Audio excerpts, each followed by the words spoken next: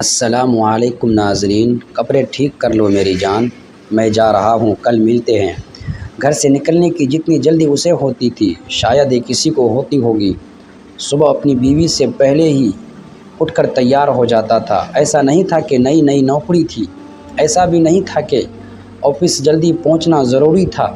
آدھا ناشتہ ہاتھ میں آدھا منہ میں، بیوی پیچھے پیچھے یک پکڑاتی ہانپتی کانپتی کہ آفس پہنچنے میں دیر نہ ہو جائے، لیکن وہ نہیں جانتی تھی کہ یہ سب آفس کے لیے نہیں تھا۔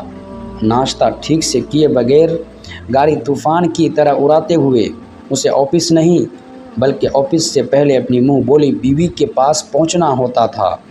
ہاں، وہ ناجائز رشتہ جو پچھلے 1 سال سے کامیابی سے چل رہا تھا، پہلے جان پہچان دوستی اور اب گناہ کی محبت۔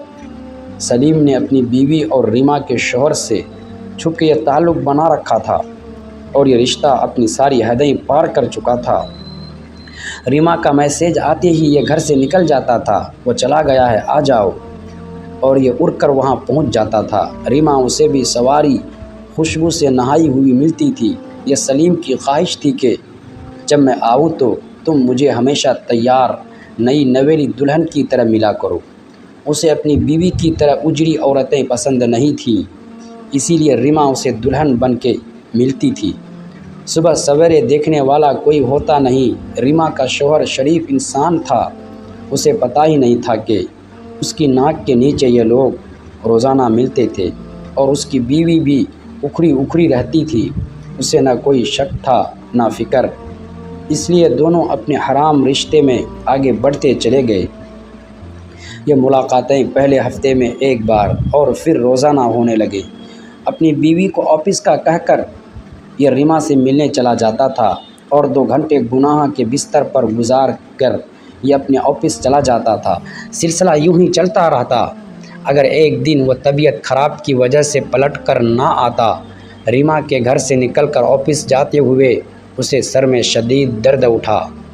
اس نے آفس جانا کینسل کیا اور اپنے گھر کی طرف چل پڑا۔ دروازے پر دستک دی تو دروازہ کھلا ہوا ملا۔ دروازہ کھلا ہے کیوں؟ وہ حیران پریشان اندر آیا تو بیوی کہیں نظر نہیں آئی۔ اندر سے کچھ آوازیں آئی تو وہ بیڈ روم کی طرف جانے لگا۔ اتنے میں اس کی بیوی اندر سے بولتی ہوئی باہر آئی، آ جاؤ، کب سے دروازہ کھلا چھوڑا ہے؟ اور سلیم کو دیکھ کر ٹھٹک گئی، اور دوسری طرف سلیم نے اس کا جملہ سنا ہی نہیں تھا۔ وہ تو ایک ٹک اپنی ہر وقت اجڑی رہنے والی بیوی کو دیکھ رہا تھا، وہ جو ہمیشہ اجڑے لباس اور بکھرے بالوں کے ساتھ آدم بیزار صورت لیے رہتی تھی۔ اس وقت ایک دلہن کا لباس پہنے خوشبو میں بسی ہوئی اس کے سامنے کھڑی تھی۔